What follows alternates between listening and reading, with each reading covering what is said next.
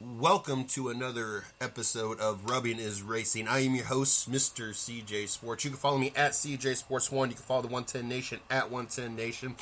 In the studio with me, as always, is my co-host, Mr. Steve Bill. There you go. Mr. Steve Billmeyer. I wanted to throw Big Sweat in there in the middle of it. I always do. Steve Billmeyer, how you doing tonight, Steve?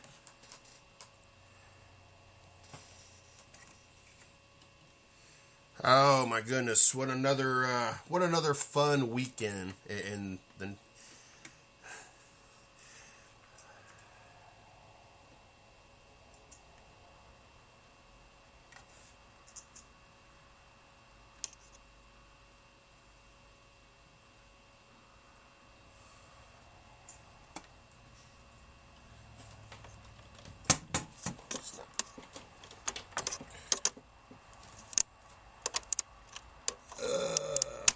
there we go.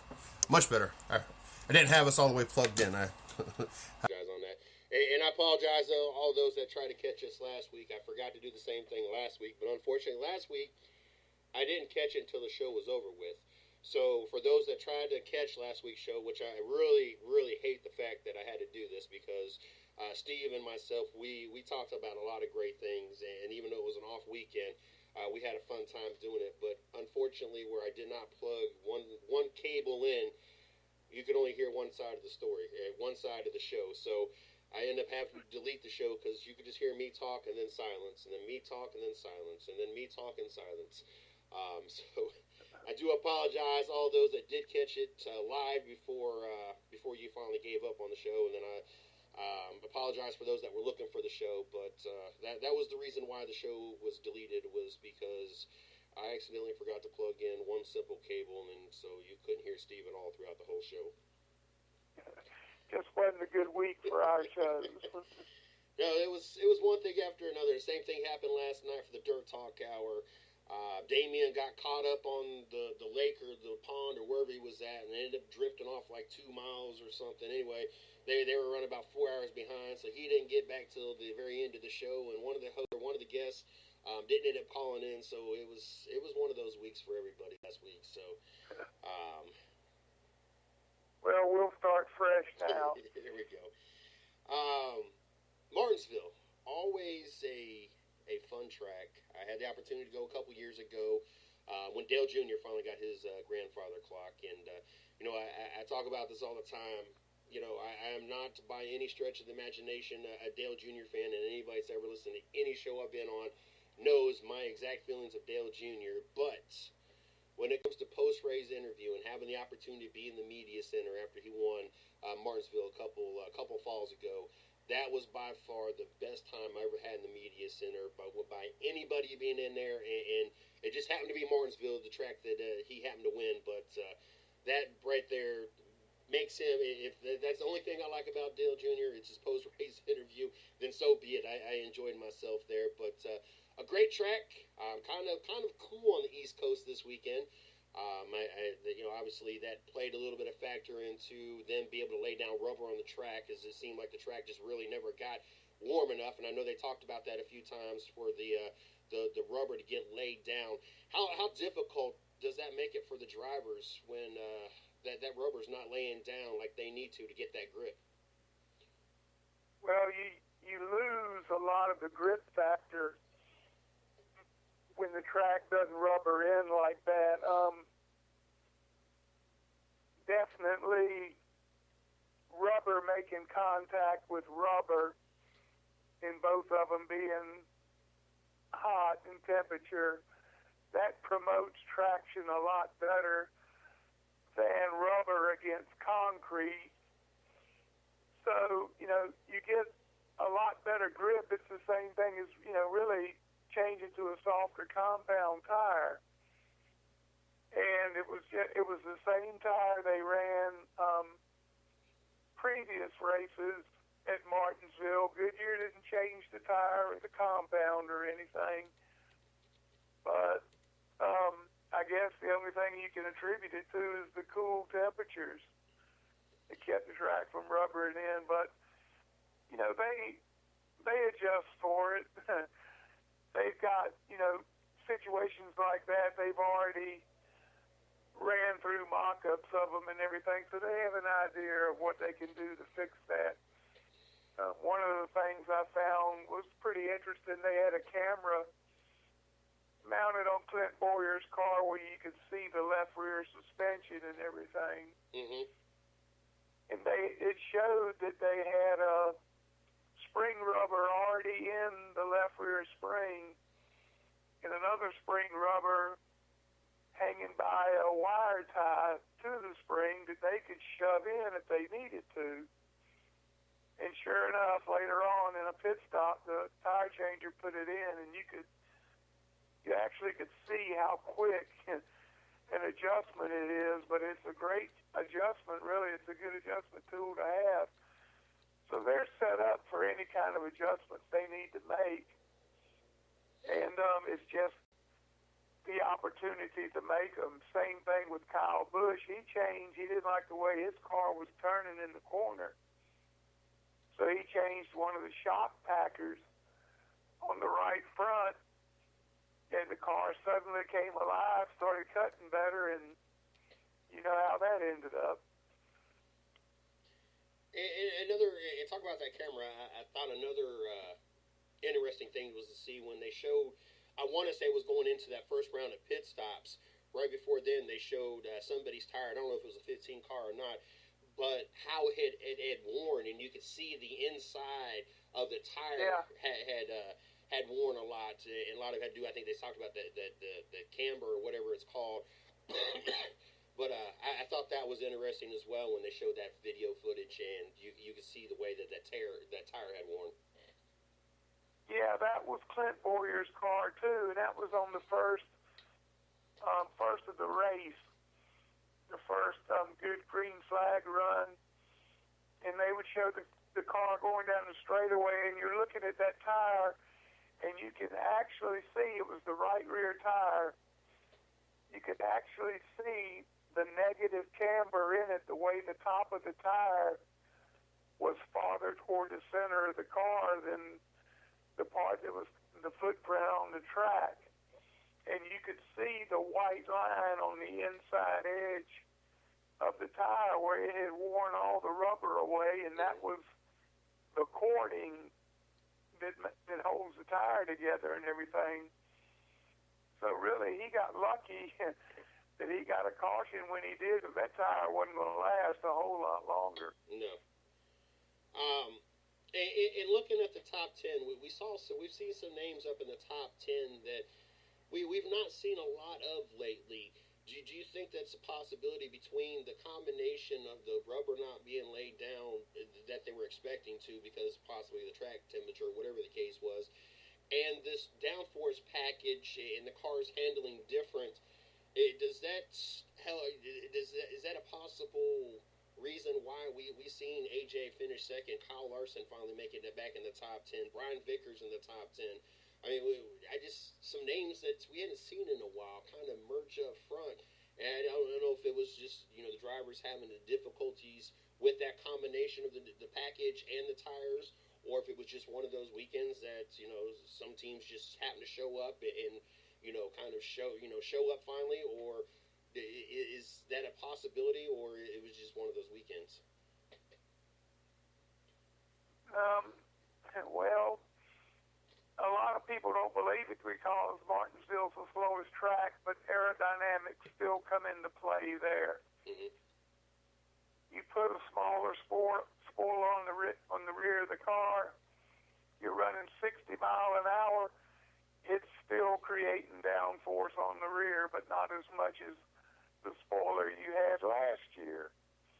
So yeah, you're losing downforce on the rear, which is going to tend to loosen the car up. Because you can't get full traction out of the rear tires. So that's going to create, better racing and everything. That's what people want. That's making the driver drive the car instead of Aero doing most of the work. The guys that you mentioned that ran up front, AJ Allmendinger, an excellent road course driver, and you heard him say on TV, driving Martinsville is like running a road course. only places you can pass are out braking someone entering a corner, both road course and at Martinsville. So if you're good at that, you can run good at Martinsville, and A.J. Allmendinger showed that. The other guys, I can't think of any driver offhand that didn't start out being a short track racer. So you got guys like Stenhouse that came up racing on short tracks, won on short tracks, and just kept climbing and everything. So you would expect them to do a lot better than they did.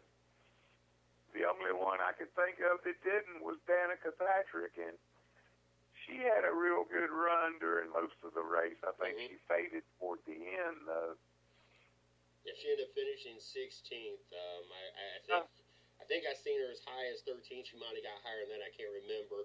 But I know she stayed mid-teens for most of the race, stayed out of trouble. Yeah. So,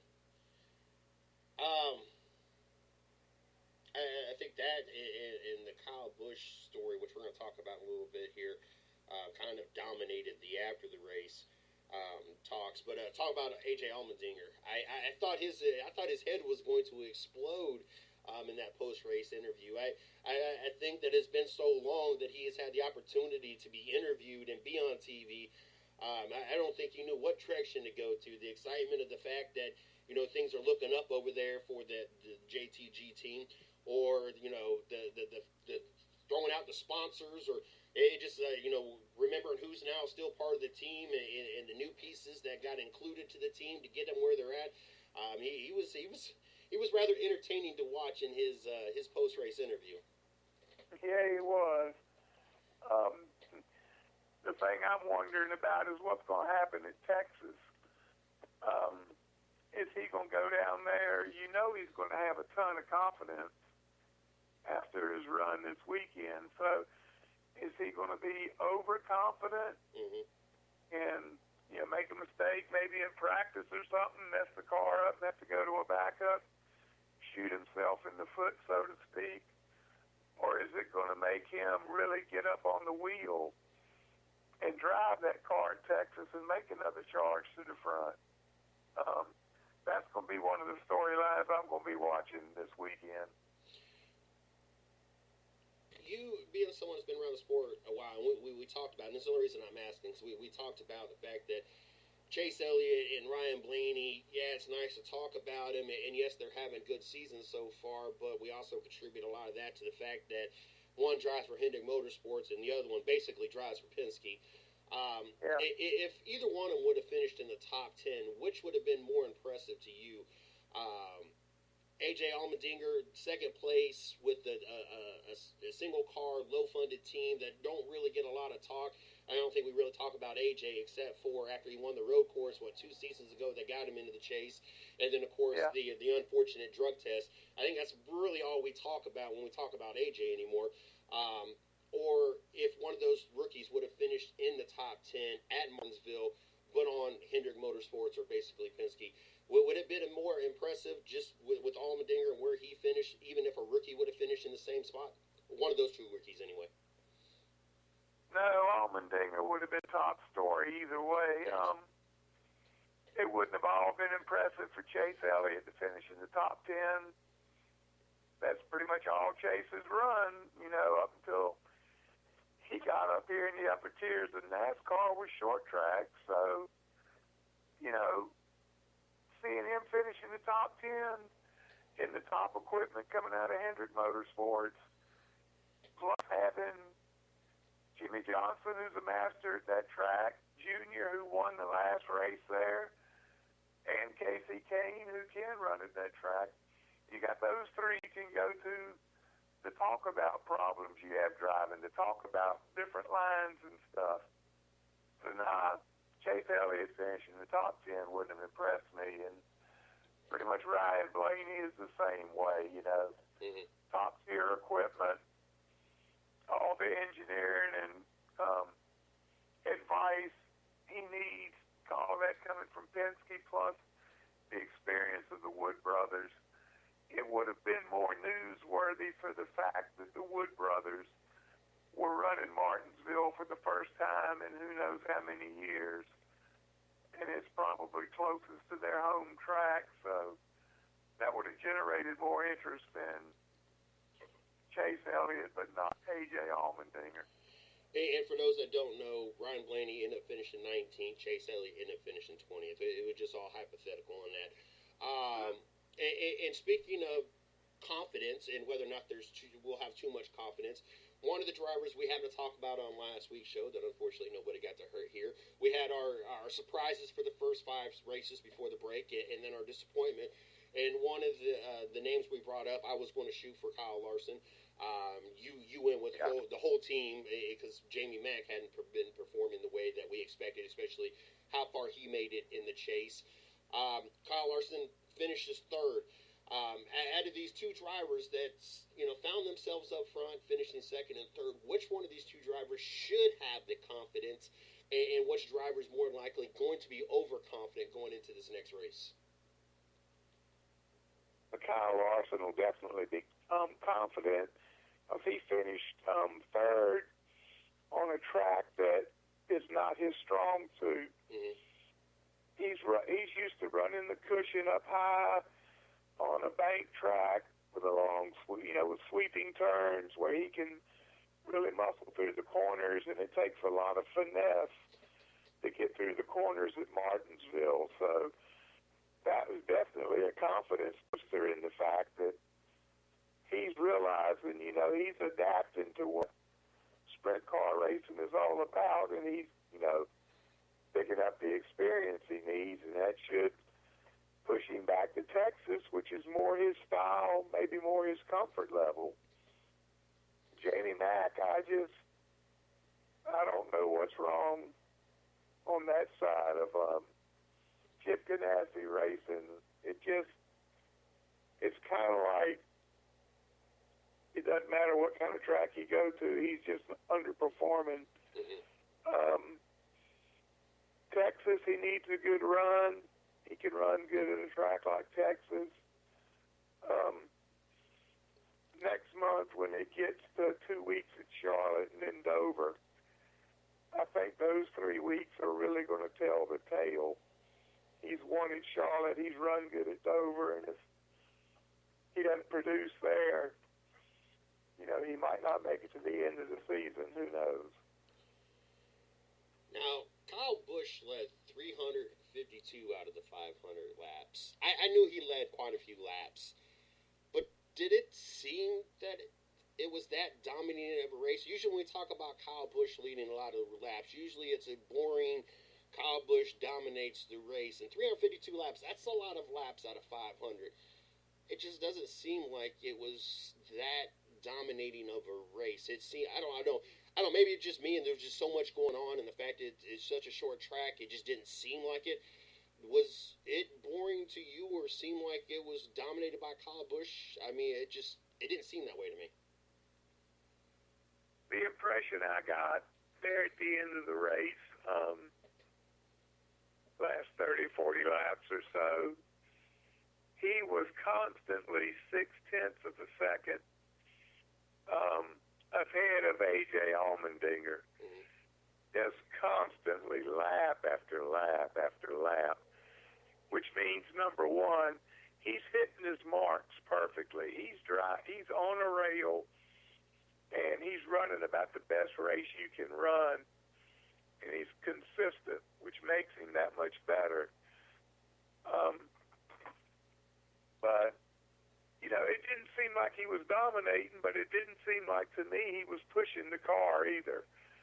That he was just maintaining that distance was it ahead of second place car, and the second place car started closing in on him. He just speed up a little bit more. So, yeah, from my point of view, he pretty much was the dominant factor. And the best thing I heard on the radio from him was, he said, this is why I race on Saturday. He said, I'll learn stuff that I can use on Sunday. And he said that, and I said, bingo, you're exactly right. Yeah, he also said that in Victory Lane, too. Yeah, and common sense will tell you that. That's why he's so dominant at Bristol. He can go to Bristol, run the truck race on Friday night, learn something there, apply it to the Xfinity Series race on Saturday, learn something more, come up on the Cup race on Sunday, and he's learned a ton, and buddy, he's got an edge. Mm-hmm. And everybody thinks, oh, it's so he can take wins away from the Xfinity drivers and stuff like that. And I'm like, no, it isn't. He said, until the rest of them figure it out, he's going to keep dominating like he is. I most definitely agree. Do you think that, especially that last 30, 40 laps you were talking about, where he stayed just 0.6 of a second of a lead over AJ, and he just didn't seem like he was really pushing that car. Do you think a lot of it had to do with the tire and knowing that the tire issue, well, I'm not going to say issue, but just the way the tires were and there's really getting no grip on the track? Do you think that he was just pushing it enough that he kept his lead, but conservative enough that he was not wearing his tires out? Because we saw Paul Menard, he went up front, and you could tell he wore his tires out getting up there. Yeah. It seemed like we've seen a couple other drivers that pushed themselves to get up front, but once they got up there or close to being up front, you could tell that they were a little too hard on the tire to get there. But yet Kyle Busch, he didn't seem like he kind of went and gone. It just seemed like he just kind of stayed the same pace. Like he was pushing it enough to be out front, but conservative enough to where he didn't fall off. Yeah, you're dealing with the concrete is more abrasive than asphalt is, especially if the track rubbers up, which didn't happen yesterday. But the concrete will wear your tires out faster than on the asphalt. The combination of that and the amount of camber you have to run in the front to get that full footprint in the middle of the corner where it's critical to get your car to cut so you can get off the corner fast. Those things all produce more heat in the tire, and the hotter that tire runs, the less grip it has, and a lot of times if you get too much air pressure built up in it, it'll actually lift the corners of the tire off the track, and you're not getting a full footprint then. And combined with the brake heat, you're on the brakes so hard at Martinsville, and even though you've got fresh air ducts to them, it's not going to cool them down that much. And the radiant heat from it heats the wheel up, which heats the tire up. So you still had the possibility of burning the bead up in the tire and having a blowout like that, and I'm sure he was very conscious of that. So I think it was a combination of saving what he had and not abusing his car and running just fast enough not to stink up the show. NASCAR might have told him, you get out there and lap up to the fifth place car again and lead 400 laps of this thing, we're really going to come down on you, of course. We're going to make you ride around with two tires flat. Yeah, they wouldn't admit to that, but you can guarantee somebody got word to Kyle that they didn't like what was going on. Dale Jr., I got to admit, as I obviously stated earlier in the show, I'm not a Dale Jr. fan by any stretch of the imagination, so him going down a lap early in the race did kind of bring a small smile to my face. But I got to give him credit, though. He battled all day long to get back on the lead lap. It took him a while. The cautions did not lay in his favor, and in a finishing 14th, coming back through the field, even after getting his lap back and working his way back through, obviously it wasn't as bad of a task because there was only ended up being 19 cars in the lead lap when it was all said and done. So when he did get back on the lead lap, there wasn't that many cars on the lead lap. But to stay out of trouble the rest of the day and get that lap back and have a top 15 finish was impressive. I was rather shocked, though, how quickly that tire went down. Like, it was almost instant contact with David Reagan in that 23 Toyota, and that tire, that left rear tire was gone. I was and it didn't even look like it was that severe of a hit. And I know it don't take much to make the tire go down, but usually we see them beat and bang a few times before a tire goes down, and usually it's maybe when they leave the turn, not just instantly. I was rather surprised how quick that tire went for Dale Jr. That's a 1 in a million shot. The valve stem where you air the tire up is actually behind the face of the wheel that you see on the outside where the lug nuts go. The valve stem is inside of, you'll see the cutouts in the face of the wheel so it circulates air. And that's where the valve stem is located. You can't get to it if you just make contact, wheel to wheel or tire to wheel or anything. But if you make contact with that right rear corner of the side skirt, the rocker panel, which is pointed, it's sharp, and it's tapered, so it'll fit in that hole where you stick the air hose in to air that tire up. And if it makes contact with that valve stem, it'll clip it off. And you suffer what Goodyear calls a rapid loss of air pressure. But it's like, you got that tire spinning so fast and everything. It's like a 1 in a million shot to be able to do that.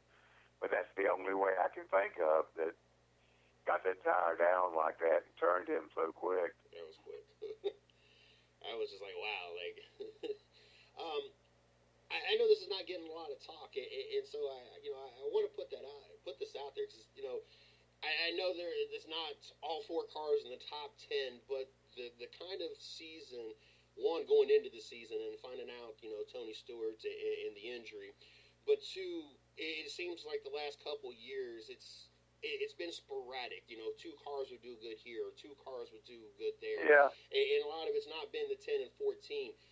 4 cars, all 4 of their cars in the top 17, with Kevin Harvick actually being the worst finish for Stewart Haas, but 17 for Kevin, 16 for Danica, Kurt Busch 13th, and Brian Vickers finishing the top 10 of the 7.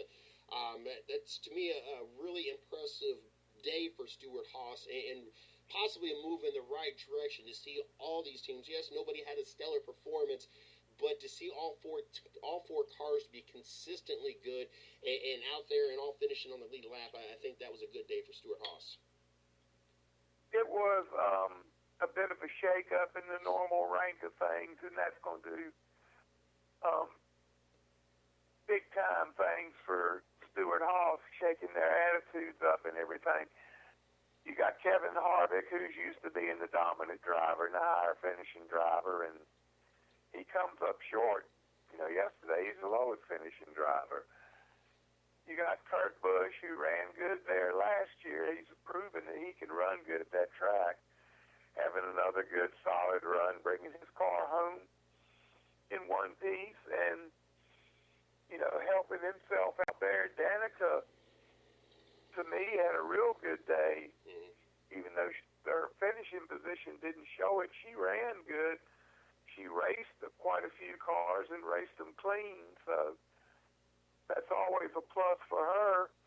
And then Brian Vickers, he comes out, puts that car in the top 10, and probably cements himself as the replacement driver until Tony Stewart comes back. I don't think we'll see Ty Dillon back in that car unless there's some money coming from Pop to put him in there. So who knows about that? But yeah, everybody kind of finished outside of where they were supposed to. So, now Kevin Harvick's motivated to be back up top, and Kurt Busch wants to win now. He feels good about it because he ran good. Danica's strong, and just kind of pray that Brian Vickers' health problems don't come back. I'd like to see him have a real good year and a chance to run races and prove that he can drive a race car. And When you're talking about Danica passing drivers, I don't want to backtrack, but I got to backtrack. When he's talking about A.J. Allmendinger's post-race interview, and like his head was ready to explode in the excitement, I had to get a chuckle that the fact that he was excited and specifically mentioned that he passed Jimmy Johnson like 5 times throughout the race. I thought that was very humorous. Yeah, and that's, it's, it was good to see the emotion from him. Mm-hmm. It was good to see that, you could tell he was just pumped because he finished second, and like he said, he passed Jimmy Johnson 5 times. Now, I know that through social media, I had a few people out at the track, and they were talking about how fans were upset because they felt that Kyle Busch was getting away with speeding down pit road. And, of course, it was mentioned a few times as we watched Matt Kenseth come out of his stall and look like he just blew by everybody.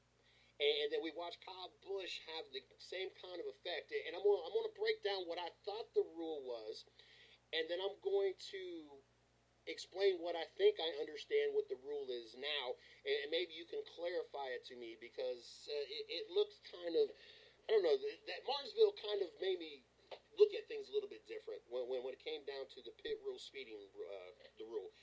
Originally, I thought it was okay. You had your timing loops or your speed loops, whatever you want to call them, and basically I was under the impression they just kind of had not necessarily a radar gun, but some way to kind of track right around that line to see what your speed was, and that's how they dictated.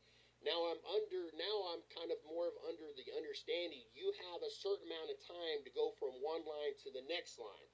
So if you have a pit stall, and like they use Matt Kenseth in one of them as an example, that your pit's somewhere in the middle of it, then you have an opportunity to speed out because you're being timed from line to line, not necessarily how fast you're going. Is that more of, am I understanding this right? How exactly is pit speed road? How do they determine that? Because like I said, we watched Matt Kenseth kind of fly out like a bat out of hell, but he came out towards the end of what would have been your lines to mark, and towards the end of pit road for his example anyway. And so it was one of those things that because his stall was in there, he got to speed out because he was well outside of that time that he had fallen between those two lines. Yeah, you're exactly right. You got it figured out. The thing that people don't realize is pit road speed has absolutely nothing to do with miles per hour. Pit road speed is determined from how fast you get from one line. Say the box is 50 feet. It's how fast you can. It's how quickly you cover that 50 feet. And their computers convert that into a mile an hour figure that you can use for comparison. So it's, between those two lines, you can run as fast as you want to. And a lot of drivers are working the brake pedal and the accelerator pedal at the same time to get that higher acceleration in the middle of that segment, that time segment, and then hitting the brakes to slow the car back down to where it's still an acceptable amount. So, and Kyle Busch and Jimmy Johnson are pretty much masters at that. They've got it figured out. So basically, and I'm trying to make sure I get this right. So basically, idealistically, you want your pit stall to be in that last loop, because then you're guaranteed to always fall outside of that time limit, the time that you're allotted in between line to line because of your pit stall. And that way, obviously you got to slow down while you enter this pit stall, but you can speed off as fast as you want. Is that pretty much the gist of what you want and what should happen? At Martinsville, yes, it is. That's why qualifying is so good, so critical there, because you're definitely at an advantage at that end of pit road than you are farther back toward turn 4 on pit road, because you don't have to concentrate so much on maintaining that allotted time between the timing marks. You can take off out of your pit and just go like, it used to be, like they used to do. Mm-hmm. The only concern is not to get too excited and light your tires up and waste time spinning your tires. But that's the hot ticket, is qualifying good and getting down at that end of the pit road where you're not constrained so much. If you're pitting back in the middle of 3 and 4,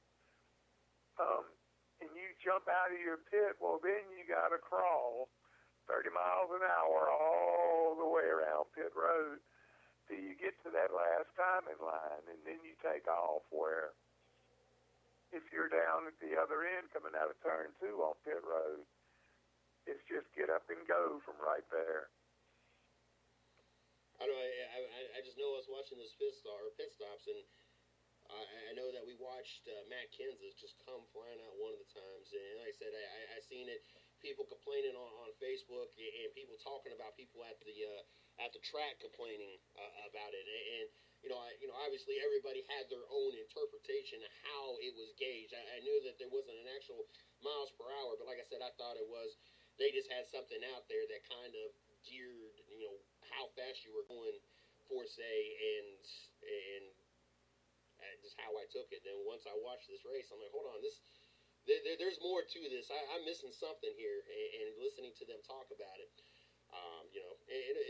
obviously it made things interesting on pit road, and it also makes you realize how much strategy goes into qualifying and pit selection to have those advantages at tracks like this. So definitely learned something this weekend. A couple other notable drivers. Austin Dillon got a 4th place finish. Paul Bernard ended up finishing at 8th. He had a good, nice run. Greg Biffle, a 12th place finish. We've seen now a couple weeks where we've seen Roush Fenway cars make their way towards the front. Ricky Stenhouse the week before, or 2 weeks before, the race before, had a nice finish. I'm not going to say that 12th is a great finish, but it's obviously a step in the right direction to see Roush Fenway at least be in the top 15. Let's go with that 2 races in a row. Yeah, definitely. So, Roush Fenway is still struggling, and I just wonder if it's how much of it is internal. How much of it is the drivers don't get along, don't share information. A lot of jealousy between them. Who knows? They don't talk about that. But they've got Fenning and Mark Martin as advisors, a great driver and a great crew chief. So they can't be missing much on that end. It's got to be something else. I know it's been said that they got real far behind in engineering and they're trying to catch up and trying to get better engineers, but I'm sure that's a factor in it. But I just wonder, is it, right now truly a team? And, who's going to bail out sooner or later? My thought is, Greg Biffle's not going to end his career this way. So, it's going to be interesting to see if they can progress any toward the chase, or if they're just going to remain a mid-pack car, all 3 of them. Do you think that this has ever crossed their mind at Roush Fenway that we just need to get through this year so we can kind of hang on to the coattail of Stewart-Haas when they make their jump over? Because now you're going to have not just Penske to help lead the way with Fords, but now you're about to have Stewart-Haas, and now there's going to be a lot more research, and Ford is going to be.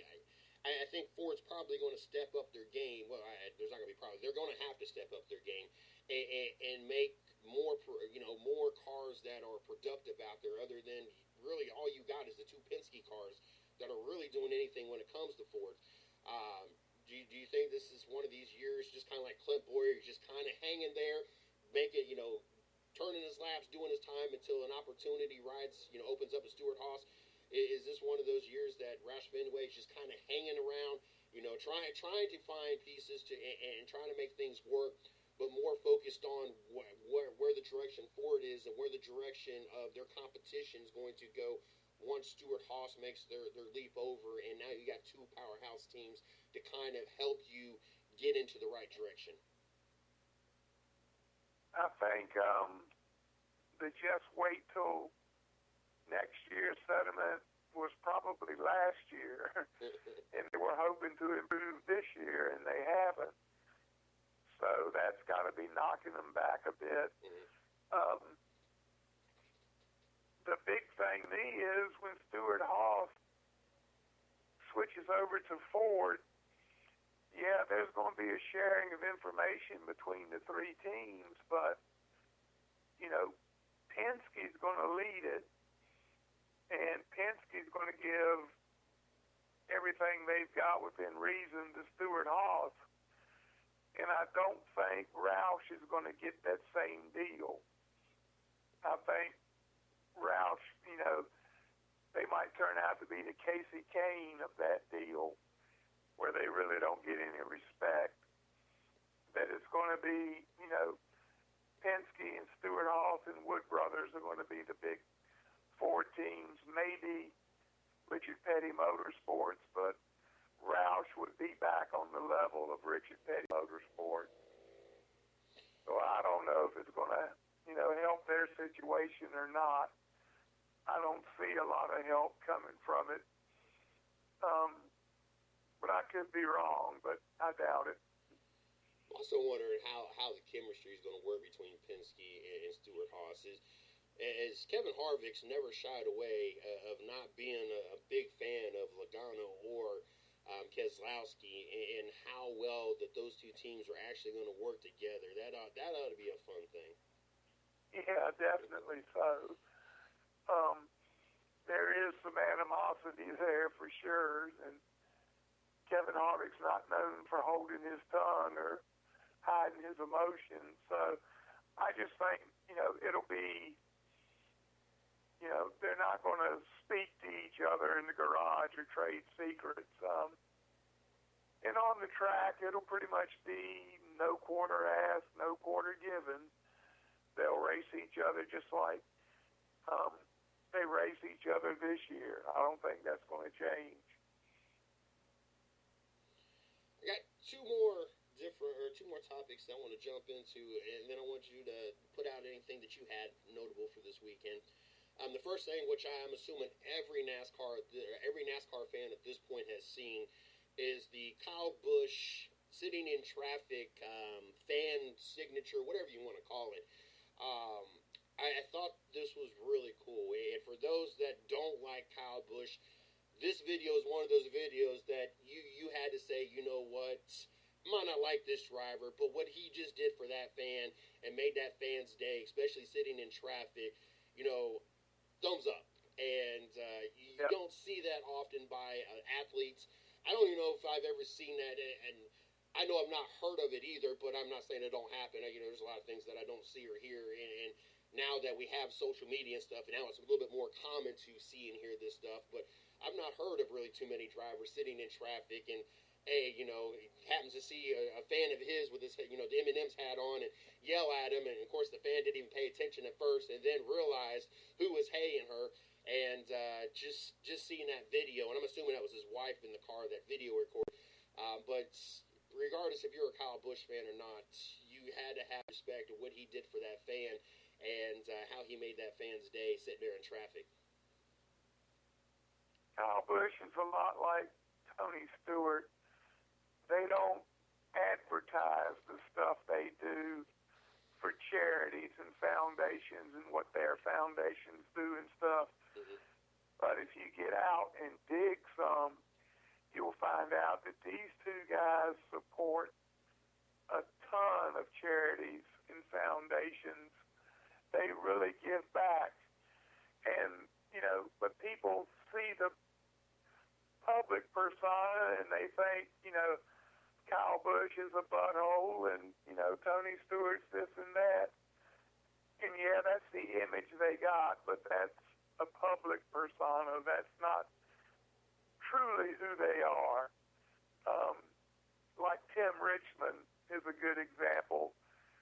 He was, there was Tim that was in the news and in the spotlight, and then there was the private Tim, which was totally different from that, and then it was the race car Tim, who was a totally different personality when he got the belts buckled, and that's the way these guys are, and I respect them for that. They don't brag about building houses or stuff like that. They just do it and go on. And, people don't realize this because they don't want to look past what they see on the surface. The other topic that I had was Eldora Speedway becoming the first dirt track to sign deal with iRacing. Obviously, this opens the door for a lot more possibilities when it comes to, drivers be able to use iRacing to help them better themselves and getting, maybe not getting seat time per se, but getting seat time. How big is this that we're starting, iRacing is starting to open their parameters on this useful equipment for drivers? And is there a limit to what iRacing is going to do for these drivers? No limit at all. It's just drivers are going to be more prepared when they show up at the tracks and stuff. Pardon my ignorance. I didn't realize iRacing has got this big. I got in contact with my old brother-in-law, Joel Guy. Joel used to be my chief mechanic on my race team, and he's big into iRacing. He's retired from IBM and everything. But he was telling me about his setup and everything. And these people are putting thousands of dollars in their setup to get as close to an actual racing experience as you can get. Vibrations in the seat, vibrations from the four corners of the car. I mean, everything going on. And it's just, it's a good deal for an up-and-coming driver. It's a good deal for a Ricky Stenhouse or a Trevor Bain or something. They might not be good on road courses because they haven't had that much experience.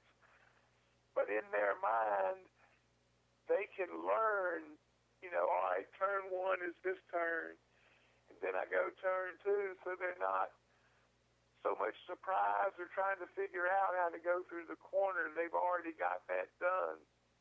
And it becomes an automatic response instead of having to think about it. But that's the great thing about iRacing. I mean, it's going to be a good thing for both NASCAR racing and drivers coming up. Oh, it's definitely, it's a great tool. We had Paul Zoda from he runs, I think, a Southeast league. We had him on the 110 Nation Sports Show last season. Learned a lot about it. He had like 3 full big screen TVs in front of him. Looked like you were literally sitting in a car. And we was actually supposed to have the developer, or one of the developers of iRacing, come on the show, and we ended up having a technical issue that day. We never ended up getting him rescheduled on the show. He's a busy guy. But we learned a lot one night here on the 110 on the 110 Nation Sports Show when we had Paul on the show. Great guy, and maybe we need to revisit that on one of the shows, have him come back on and talk about some more about the iRacing, and especially how this affects iRacing, especially those leagues and those that are loyal to the iRacing, because this is one of those things that's become a very popular thing, not just with drivers but fans alike. Yeah, definitely. In the setups they have, like you said, the 3 widescreen TVs, active steering wheel, active seats, active pedals. I mean, you can go around a corner and actually feel a simulation of the G-force pushing you to the right. It covers all the sensations, and it really, I don't think people understand or have understood before what exactly driving by the seat of your pants is. but you can experience it and learn it iRacing if you've got the setup.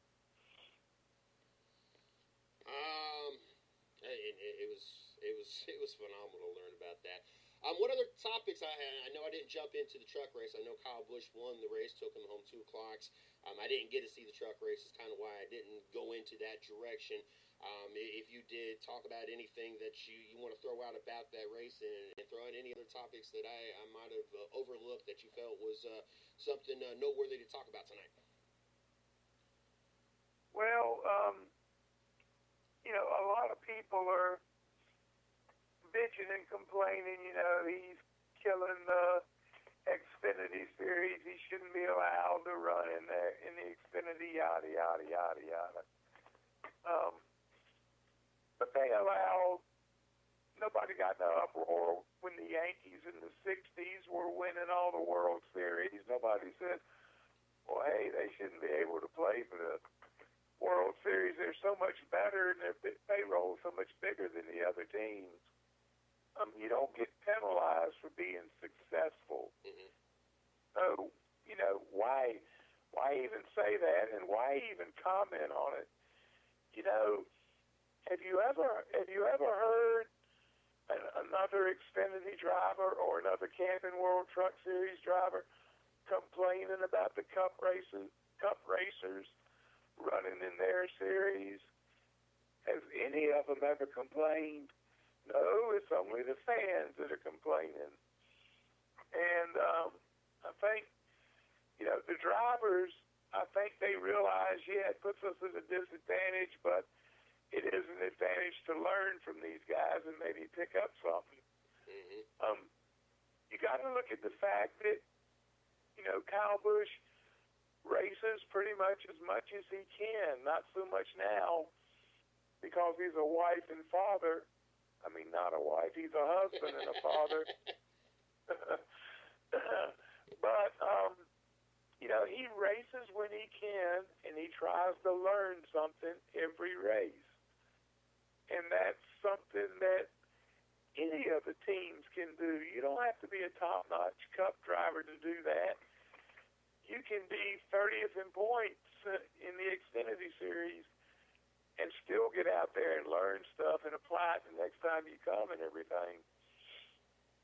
The only good suggestion I've really heard about the Cup drivers running the lower series, somebody in the group, my group, NASCAR and other racing, they were discussing it, and his cure was let the Cup drivers race. He said, but if they win a race, they have to sit out 3 races and not be allowed to run in that series again until the 4th race on the schedule. And that would eliminate some of the Cup drivers from some of the big shows and make the rules so that the car owner can put in another driver as long as it's not a Cup driver, somebody with 3 or more starts, is what they said. Now, I have a question for you on this one, though. Yeah. What happens to sponsor obligations? Because now, and that's going to make it hard for these teams to get sponsors to say, hey, we're going to let you sponsor Kyle Busch and put Nas on it, but we're not going to be able to guarantee you that he's going to be able to participate in races 2, 3, and 4 if he wins race 1 in this deal of sponsorship. I like any idea. My idea is make them run their own team cars. That way they're investing back into the sport. I know it's kind of expensive, but these guys are making money anyway. But I like any idea. I don't have a problem with them being out there. I just want there to be some kind of way to give these up-and-coming stars. And not that I care that Busch wins all the time. Just I feel that you're shorting the up-and-coming drivers and the smaller teams out of opportunities. And that's more and more my concern is. But with this whole plan that some of your group is, well, that's going to be hard to sell sponsorship, knowing that there's a possibility. Okay, we're going to win you a race. Kyle Busch is going to win you a race. There's no doubt in anybody's mind that Kyle Busch is going to win at least one Xfinity Series race throughout the year. But there's no guarantee that we're going to be able to fill all the obligations of seat time because of this rule, and I think that's going to cause a lot of issues with sponsorship. What you're saying is you think it's going to cost those teams like Kyle Busch and JR Junior's race team and everything, that it's going to cost them financially? Welcome to the real world. Welcome to the knockdown level of the regular Xfinity driver. He's not getting that big money. So I understand that, but back on you, that's going to lower you down to that other level and make things more competitive because you don't have that giant financial edge anymore. Well, I understand that. That's one of the things about it. Well, I mean, I understand it breaks it down, but how are you going to get a sponsor to sign the dotted line or feel right getting a sponsor to sign Monster? Prime example. They filed Kyle Busch throughout pretty much his whole career at this point. How are you going to convince Monster, hey, sign us for 10 spots, and then they fill up all the other spots of obligations with Nas and everybody else that he works with, and Eminem, and well, not Eminem in the Xfinity Series, but you know what I'm saying. And then, but even though you're signing us for 10 races, there's a possibility Kyle Busch only might be able to drive in 3 of those races, because if he wins in those 3 appearances, he can't run in the rest of the appearances that you guys have signed us for. So are you fine with us, you sponsoring not only Kyle Busch, but now you're telling the sponsors, now you got to sponsor, you're also sponsoring Eric Jones if we put him in the car or whatever. And I know it provides other opportunities for drivers, because now those rides are guaranteed sponsors because, they've already signed those deals. I just think it's going to make it a little bit harder to get sponsors to commit to a certain amount of races, which, ultimately every team wants to have those, obligations in place before they go into the season. I just think it makes it a little bit harder. And, like I said, I'm not knocking it. I like any variation to make it better. I find, we already talked about it's hard finding sponsors, and some of these teams don't have sponsors, and the price of sponsorship. Okay, now you're telling me that if 110 Nation wants to sponsor Kyle Busch for the first 4 races, and we want to fork out however $1 million it is, but now you're telling me that, okay, there's a possibility that Daytona is the only time that Kyle Busch is actually going to be in that car. I don't know if I'm going to be willing to spend those millions of dollars knowing that it could be any Joe Schmo for race 2, 3, and 4 that's going to be in that 18 car.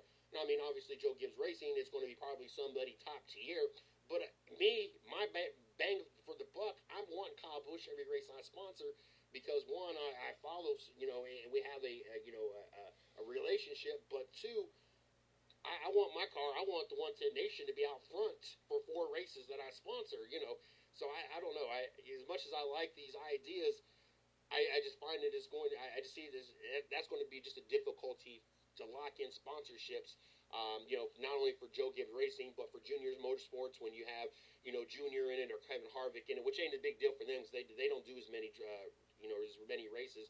Logano and Keselowski, they're kind of hit and miss as of lately, but prior years, they spend a lot of seat time in those Xfinity Series races.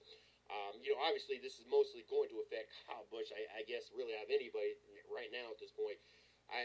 My concern is the financial side of it. I understand that, these younger teams or smaller teams are going through the same thing, and that's fine, but I'm looking at more on the sponsor side of it. Me being, we've sponsored cars in the past, and I do a lot of different sponsor things. That's more of what I'm looking at is, okay, how are you going to sell me something, but you can't guarantee me that what I'm going to throw money into is the product that's going to be out there, because if he wins, he's not driving the next 3 races. It's who is it making it harder for? We'll use Kyle Busch as an example. Sponsor might say, well, you can't guarantee me you're going to run this many races, or you're not going to be up front, so we're going to cut your money back. It's hard on Kyle Busch. It's not hard on Jeremy Clemens because he's not getting that big bucks to start with. His sponsorship budget's a lot lower than Kyle Busch's has been, and now that Kyle Busch is getting knocked down to his level, it's going to make things more equal between the 2 of them. Instead of Kyle Busch having a half a dozen engineers, suddenly he can't afford but 2 or 3. Well, welcome to a regular Xfinity driver's world. So, it's not going to make it harder on, like I said, on Jeremy Clemens. It's going to make it harder on the top guy like Kyle Busch. Mm-hmm. And that's what you're trying to do, is even the playing field out between the two of them. So JRM loses Ragu Spaghetti because of this deal. Well, then you don't have as much sponsorship as you had before, but you got about as much sponsorship as somebody else has. So I see it as a win-win situation, except for being one of the top teams is getting the big money, getting knocked down a few million that they're losing. Other than that, it's going to equal the competition out more. We'll see. Obviously, NASCAR is going to have to do something, so we'll see on that. Yeah, they've got to totally revamp that Xfinity series, or it's just going to die a slow death. Keeping the Cup drivers out is not going to revive interest in that series. It's going to cause interest to decline even more. They have got to do something. They've got to totally rebuild that series and make it something that a fan would be interested in seeing, not just a prelude with a few Cup drivers to the main show on Sunday. Was there any other topics that I happened to miss from this weekend? No, I think we've about covered everything. There wasn't the amount of all-out beating and banging that I expected to see. I thought there would be a lot more than, actually what happened. I hate to say it, but it was kind of a boring race. Wasn't that much going on, really, but there was enough going on sort of behind the scenes to keep me interested in everything. Oh, yeah. I think one of the biggest problems I had is I didn't get to hear enough of Larry McReynolds. Yep. He explained a lot of technical stuff and a lot of stuff going on to the car. And I'm sorry, but I think it's time for DW to go and for Larry Mack to come back. Yep. I think that's a pretty big general census. I think there's a lot of people that feel the same way. Yeah. DW is going from a championship-winning driver, sort of like his career went, the way he nosedived at the end. Well, he's going from a championship driver now. He's heading toward just being Mikey's brother, and that ain't that big a deal. Yeah. But his hair looks good. It'd be interesting. It would be cool if they got somebody else up there. I would really like to see the day when Clint Boyer retires, if he would go up there. I think I could. Yeah. I'm not a big Clint Boyer fan as a race car. It's not that I got nothing against him. I'm just not a big Boyer fan. But to listen to him talk, I think I could listen to him and Tony Stewart in the studio. I think that would throw them two up there. I don't know, maybe Kevin Harvick or somebody. I don't know, but Clint Boyer, he's fun to listen to. Oh yeah, and I was not at all impressed when they announced Jeff Gordon was going to be in the booth. But the more he's working, the more he's working out. I mean, the more experience he gets, the better he's getting at this deal. And he's pretty much at the stage where he's starting to overshadow DW now. And I think he's going to be a good one for a right good while. And that's why I say, with his driving knowledge and Larry Mack's mechanical knowledge, pair them up and put them on there. And I think the ratings numbers might increase a little bit because of that. What also helps Gordon is the fact that he's probably one of the most popular drivers to ever be in NASCAR. Yep. And the fact that he's just 1 year removed from being an active driver. It's not like DW, we're about 20 years removed from being an active driver, however long he's been out. But And I think, honestly, after all these years, people are just finally tired of hearing boogity, boogity, boogity. It was humorous the first couple years, maybe. At least the first year. It was something different. But now we're many years into that. And I know that's your catch saying and everything, but it's time to come up with something a little bit more original or something fresh. But I think that's what's helping Gordon, and I agree. He's gotten a lot better since day one. It sounds like he's feeling more comfortable up there. Obviously, his experience being behind the wheel, especially all the way up into this year and the changes this year, gives you more of a fresh take of what the drivers is actually experiencing and what's going on the track versus DW kind of trying to use his past experience to reflect on the many changes that happened since, and it doesn't necessarily mesh up real well. Gordon's fresh point of view does make things a little bit more interesting. Yeah, and that boogity, boogity, boogity thing is about as tired as the victory burnout. I've seen enough burnouts. Let's come up with something new. Do something different. Don't, a burnout's not that big a deal. Hell, drag racers do it all the time. So, yeah, it was great in the beginning, but it's played, it's time to do something else. You want to do a burnout like Kyle Larson did.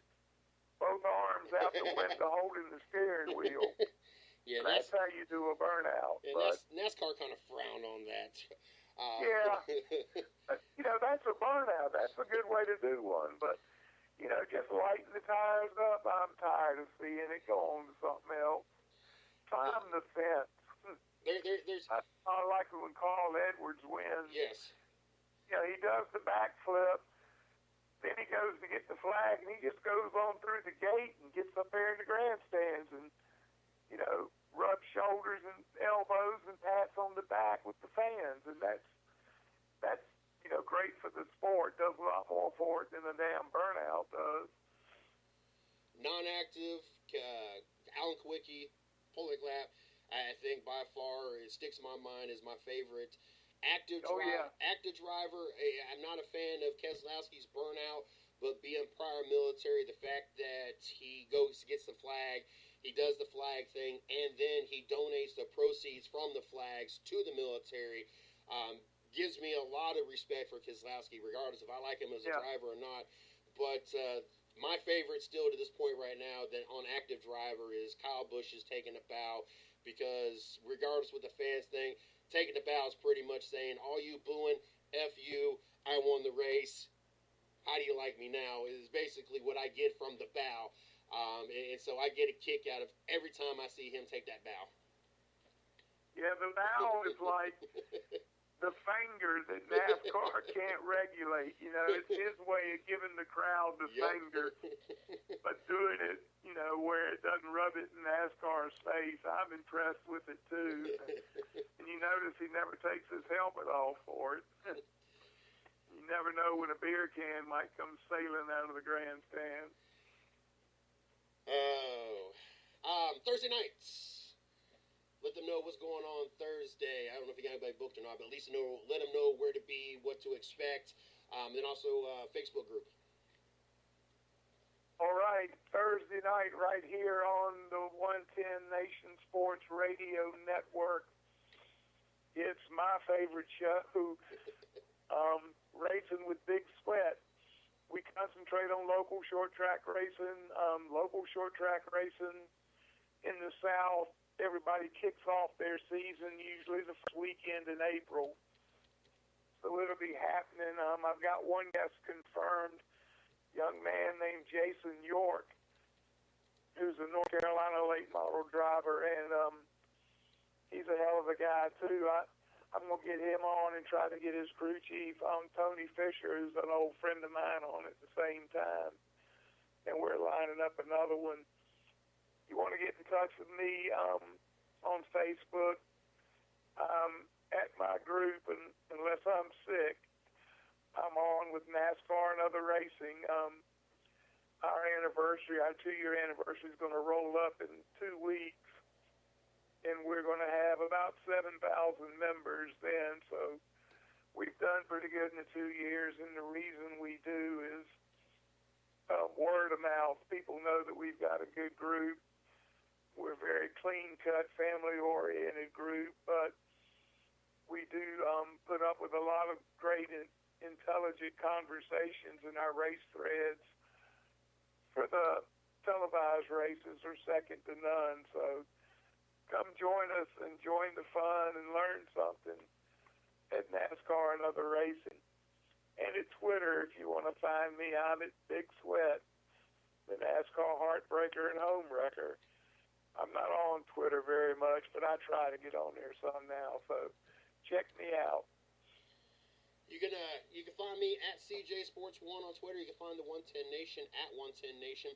Check us out on Facebook. You can check out my personal fan page, Mr. CJ Sports. You can check out the 110 Nation fan page, 110 Nation Sports. Like Steve and their Facebook group. We are coming up on our anniversary as well. I believe we're a day later, but ours is the 5-year mark. April 15th, we will turn 5.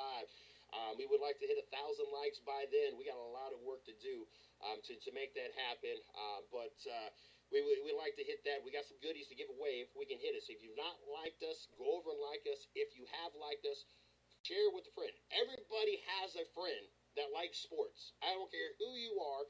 There is somebody that you know that either talks sports, likes sports, or it shares something to do with sports on their page. Share them with that person. Get them to like us. If everybody just goes over and shares with one friend, gets them to like, we could quadruple our number anyway. So make sure that you guys do that for us. You can check out our blog site, www.the110nationsports.com. Check our company site out, www.the110nation.com. Trying to think what else. I forgot to mention one thing, since you mentioned blogs. My blog comes out tomorrow on Tuesdays. I've just started writing it, which is why I didn't think about it. But come check that out. I'll have the link posted on the NASCAR and Other Racing page, and it's the name of the blog is NASCAR Shit, Racing with Big Sweat, and you'll get my unfiltered views of how the previous weekend has gone in racing. So check that out too. Leave a comment, good or bad. Let me know what you think. I made a pact with myself that every year we at least try to get to 1 or possibly 2 new tracks on top of the tracks we normally go to, and I'm working on filling out that stuff. And of course, Steve, we're gonna have to sit down and figure out what tracks we can go together. If we do the World of Outlaws again, or if we do Bowman Gray, or we do Charlotte, whatever the case may be. But the 2 tracks that I've decided this year that I'm trying to get into new, and we've already submitted the paperwork to try to get me into the first track, and that's Talladega. Talladega and I think Darlington are going to be the 2 tracks. Darlington's only a few hours from here, and Talladega, well, that's Talladega, and those are 2 tracks I've never been to. So all y'all keep your fingers crossed that we'll get media credentials and be out there. I know that the PA announcer Dustin Harmon for Talladega, and of course on the Dirt Talk Hour we had either the owner or the president or the promoter, something to do with the Talladega dirt track, the short track, the short dirt track or the short track over there. So obviously we're working things out with them as well, and hopefully once we get approved to get be over there as well. But guys, keep your ears out. We'll let you know if we get approved out there, and we'd love to have the opportunity to meet some of our fans out there while we're at Talladega here the last weekend, and the April 30th and May 1st. So looking forward to that as well. So hopefully all that goes through. But for those that want to stick around, the 110 Nation Sports Radio Network, 9 o'clock, the 110 Nation Sports Show. We got that coming on. We have Tommy Danger joining us at 10 o'clock. He used to be the PA guy for 3M. I actually met him at Bristol Motor Speedway while he was up on stage doing his thing. They did a little Twitter thing, and we connected, and we've become friends since then. If you don't know who Tommy Danger is, he's the founder of More Than Just Me. You can check them out at mtjm.org. He raises money for cystic fibrosis. He has ran from East Coast to West Coast. Yeah, he's run the whole 3,000 and some odd miles. I forget what it broke down per day that he ran, just to raise money for cystic fibrosis. He has ran 7 straight days of marathon length runs. So he ran 26.2 miles, 7 days straight. He has completed at least 4. I don't know if he's done any more since the last time we had him on the show, but I know he has done at least 4 summits of the world. He's made to the top to raise money for cystic fibrosis. He does a lot of things. I kind of related to him when I was at JROTC. We did a stair climb. We had to climb so many flights of stairs, and for every flight we did, if you got people to sponsor for you, you raise money for cystic fibrosis. That's another reason why I got involved. It's something that I was involved with back in high school, and it's something I wanted to get involved with as well as again. Make sure you guys check out that show, get all the details, get to hear his stories and what's going on over there. More than just me, it's a really big deal for us here at the 110 Nation. We love being involved with More Than Just Me and Tommy Danger, great guy, and listening to him on the radio and listening to him talk, you automatically gotta love what he's doing and how he's doing things. So make sure you guys check that out. Steve, looking forward to another great week. I'm looking forward to see if anything gets passed out, penalties, fines. I ain't really heard too much. Obviously, we'll keep our ears open, give us something to discuss next week on the show. I'm looking forward to wrapping up, recapping next weekend's race as well. Thursday nights, we'll be in the studio hanging out with you and Mike for Racing with Big Sweat. Looking forward to that as well. You enjoy the rest of your nights, and I'm going to get ready for get back on the air here in about 45 minutes. Yeah, it'll be a good night. And you mentioned going to Talladega. Talladega was the only track that Harry Hyde forbid us to be at the track unless we were in the garage. We were not allowed to go in the infield or anything and party with those people because it used to be a massive party at Talladega. If they didn't burn a camper in the infield, it just wasn't a good weekend. So we need to line that up. It's definitely worth the trip. Most definitely. I think it was last year, maybe the year before. It seemed like that was the track that they had Austin riding around with whoever was broadcasting the race and talking about the parties in the infield. And it might have been Talladega that they were talking about. Definitely looking forward to that. I've only been kicked out of one track, and that was Atlanta. And we got kicked out the night before. It was funny. We climbed the flagpole, didn't know we weren't supposed to be in the track, and our father's got a picture at his house somewhere of us standing on the flagpole, and that's when the NASCAR officials made their way around and told us we didn't belong on their premises and needed to get the heck out real quick. That was back in the old Atlanta days. That was back in 96. 95 when Gordon won his first championship. But anyway, looking forward to it. You enjoy the rest of your nights. I'm going to enjoy the rest of my nights and get ready for the next show, and let's do this again next week. Talk to you Thursday, cuz. Yes, sir. Have a good one.